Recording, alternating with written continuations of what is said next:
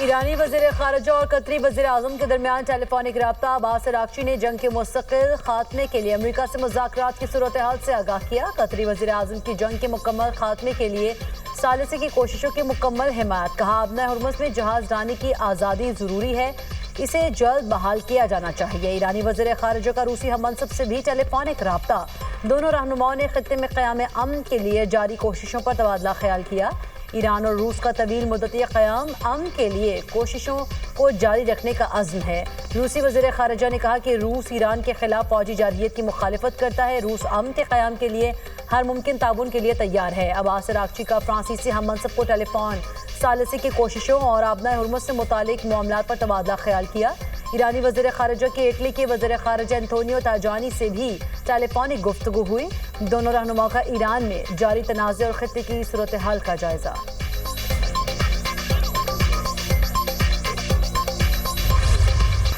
कज़ाकों की तरह कार्रवाई, कमाई ही कमाई। अमरीकी सदर के बयान पर सोशल मीडिया पर मीम्स का तूफान।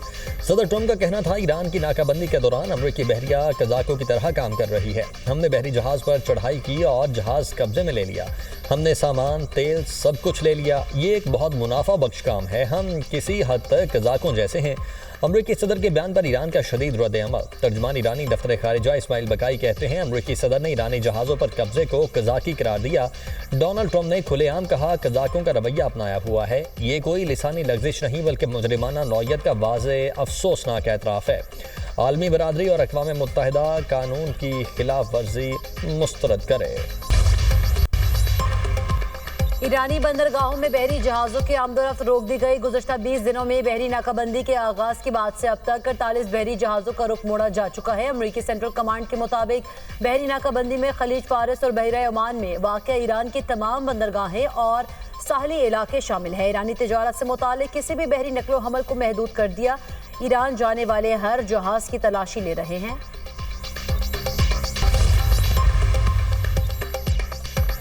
वज़ीर आज़म शहबाज शरीफ की जाती उम्रा में मुस्लिम लीग नून के सदर नवाज शरीफ से मुलाकात। वज़ीर आला पंजाब मरीम नवाज की भी शिरकत। मुल्क की मजमूई सियासी सूरत हाल पर तबादला ख्याल। मुआशी उमूर पर भी तफसीली बातचीत। वज़ीर आला से मुराद अली शाह का रेड लाइन मंसूबे की साइट का दौरा। हुकाम को काम की रफ्तार तेज करने की हिदायत। वज़ीर आला ने कहा, बैतुल मुकर्रम सेक्शन पर नकासी आपके निज़ाम को बेहतर बनाने का काम आज ही शुरू किया। नुमाइश से जेल चुरंगी तक 400 मीटर के हिस्से में सब ग्रेड की तैयारी का अमल भी तेज किया जाए। किसी किस्म की सुस्ती बिल्कुल बर्दाश्त नहीं करूंगा। सड़कों के पैच वर्क और बहाली का काम हंगामी बुनियादों पर मुकम्मल किया जाए। ट्रैफिक की रवानी में खलल कम से कम करने के लिए सॉफ्टवेयर बिछाने का काम रात के वक्त किया जाए। वज़ीर आला ने मजीद कहा कि अवाम की तकलीफ मुझसे बर्दाश्त नहीं होती। ये सड़कें आज रात तक हर सूरत बहाल होनी चाहिए। शहरियों को धूल मिट्टी और ट्रैफिक जाम में नहीं छोड़ सकते। फाइलों में नहीं, ज़मीन पर काम नजर आना चाहिए। दोबारा सरप्राइज विजिट करूंगा। वज़ीर आला सिंध मुराद अली शाह ने मुनव्वर चौरंगी अंडरपास का भी दौरा किया और काम तेज करने की हिदायत की।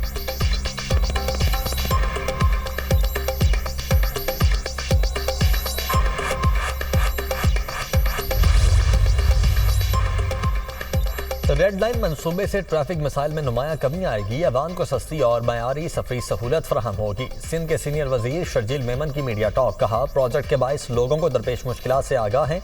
FWO को काम देने के बाद मंसूबे पर काम की रफ्तार तेज हो गई। किसी भी अदालती ऑर्डर की वजह से डेड लाइन पर अब काम नहीं रुकेगा। तौहीन अदालत हो जाए तो माजरत कर लेंगे, लेकिन काम चलता रहेगा। सिंध के बेशतर इलाकों में शदीद गर्मी। सूबे के वसी और बालाई इलाकों में हीट वेव की सूरत हाल बरकरार। दर्ज हरारत मामूल से 3 से 5 डिग्री सेंटीग्रेड ज्यादा रहने का इम्कान। लाड़काना और दीगर शहरों में गर्द आलूद हवाएं चलने की पेशगोई। कराची में कल मौसम शदीद गर्म और खुश रहेगा। पारा 41 डिग्री तक जा सकता है। तिब्बी माहिरीन की शहरियों को हीट वेव से बचने के लिए बराह रास्त धूप में निकलने से गुरेज की हिदायत। सहूनी फौज ईरान पर नए हमले की तैयारी कर रही है। इसराइली टीवी का दावा। कहा, इसराइल और अमरीकी अस्करी सरबराह के दरमियान हालिया दिनों में मुतअद्दिद राब्ते हुए।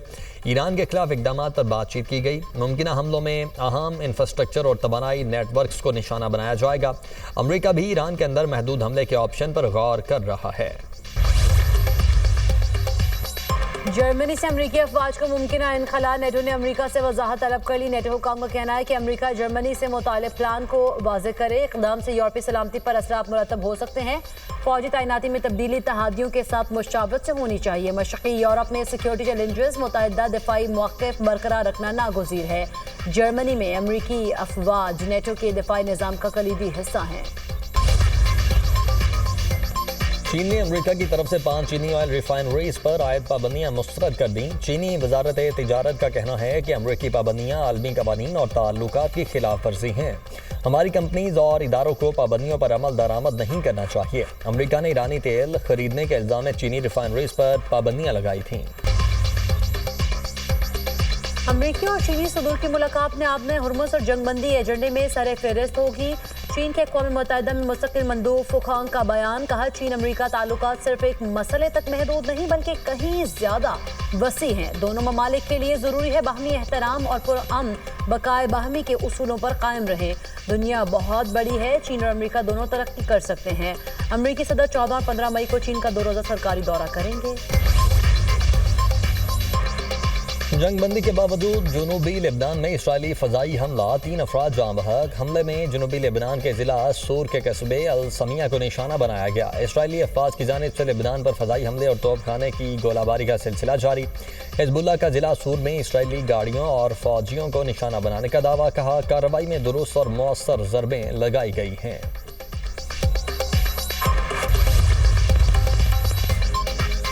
गजा में इजरायली फोर्सेस की गोलाबारी और फायरिंग, 24 घंटे में मजीद 7 फलस्तीनी शहीद, मुतादद जख्मी। जंगबंदी के बावजूद इजरायली हमले अम्बात में इजाफे का खदशा। अक्टूबर 2025 की जंगबंदी के बाद से 828 फलस्तीनी शहीद हो चुके। शहदा की मजमूई तादाद 72,608 हो गई। अदादोशुमार में मलबे तले दबे हज़ारों अफराद शामिल नहीं हैं। इमदादी टीमों को ज़रूरी आलात की कमी के बायस लाशों तक पहुँचने में मुश्किलात। पाकिस्तान समेत दुनिया भर में आज़ादी सहाफ़त का दिन आज मनाया जा रहा है। सहाफ़ियों की जिद्दोजहद और कुर्बानियों को खिराजे तहसीन।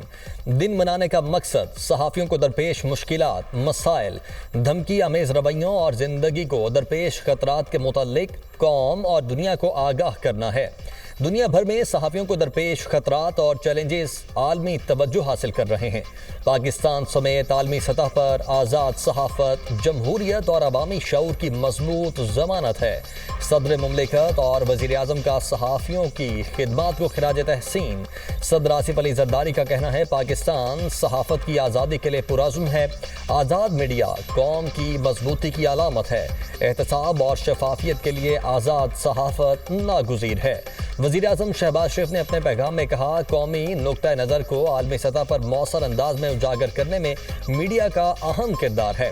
कौमी मीडिया ने मार्के हक के दौरान भी अहम जिम्मेदारी अदा की। पाकिस्तान के मौक़िफ़ को वजाहत के साथ अक़वाम आलम के सामने पेश किया। वज़ीर आला पंजाब का भी आज़ादी सहाफ़त के लिए जिद्दोजहद करने वाले सहाफ़ियों को खिराज तहसीन। पाकिस्तान ने मार्का हक में भारत को धूल चटा दी। पाक फज़ाइया ने तारीख रकम की। चेयरमैन पाकिस्तान उलमा काउंसिल हाफिज ताहिर अशरफी की न्यूज़ कॉन्फ्रेंस, कहा भारत ने रात के तारीख़े में हमला किया। पाक फौज ने सुबह के उजाले में हमले का जवाब दिया। मार्का हक के बाद पाकिस्तान को अल्लाह ने इज्जत से नवाजा। हरमैन शरीफैन की हिफाजत का जिम्मा भी पाकिस्तान को मिला।